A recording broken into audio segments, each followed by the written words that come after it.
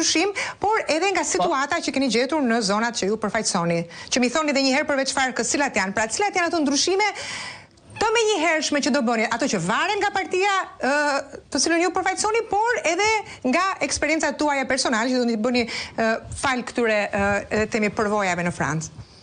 Po, unë jam deputet, kandidat për deputet shpresoj të jem deputet, kandidat për deputet në listat e hapura të Partisë Demokratike, përfaqësoj diasporën shqiptare, e cila është gjysma e elektoratit shqiptar, por edhe zonat përreth në cilat unë kam lindur, ish komunat e Farkës, Petrelës, Baldushkut, Krabës, por edhe të Bërzhitës, Vaqarrit, Pezës, si edhe të Ndroqit. Por unë votohem në të gjithë qarkun e Tiranës, në të gjitha njësit, në gjitha bashkitë e qarkut të Tiranës, që shkojnë nga Rogozhina deri në Kamës.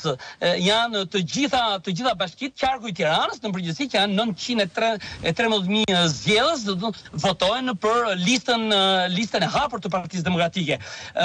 Unë ju them që gjëja e parë që do të bëjnë në Parlamentin e Shqipërisë do ta ngrej zërin shumë lart për pronat. Ka një problem të madh, Dori, që sot pronarët e zonave për qark Tiranës, po edhe në Tiranë mrena, nuk kanë akoma letrat e tokës.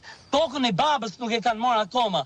Kjo çdo thot, sepse kjo ka një problem shumë të madh, Dori, faktikisht këtu. E para është parregullimin e problemit pronave. Nuk ka zhvillim ekonomik në vend. Në Shqipëri nuk mund të ketë zhvillim ekonomik nëse nuk rregullohet ky problem. Pra, nëse një pronar toke nuk i ka letrat e tokës, ai nuk e zhvillon dot, si, nuk e shet, nuk e ble, nuk ndërton në tokën e tij, nuk e jep dot si kolateral. Kjo doja të thoja që e pengon zhvillimin e ekonomisë. Nëse ne duam që të ketë një ekonomi të zhvilluar, duhet patjetër edhe në radhë të parë të rregullohen problemet e pronave. E dyta, duke qenë përfaqësues i diasporës në Parlamentin e Shqipërisë, do të kërkoj me të madhe në Parlamentin e Shqipërisë që të rezervohen një numër i caktuar vendesh në Parlamentin e Shqipërisë për deputet nga diaspora. Është shumë e rëndësishme.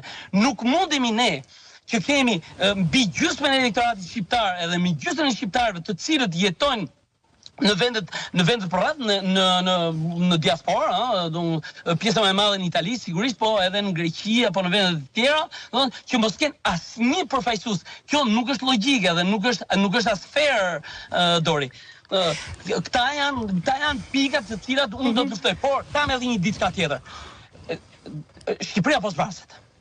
Edhe unë do ta ngri me të madhe zhvillimin ekonomik të Shqipërisë, sidomos për të rinjët. Nëse ne nuk e zhvillojmë Shqipërinë, nëse ne nuk krijojmë vende të reja pune, që të rinjtë shqiptar të punësohen, edhe që të mundsojnë që të bëjnë jetën e tyre këtu, atëherë ne e kemi humbur betejën tonë.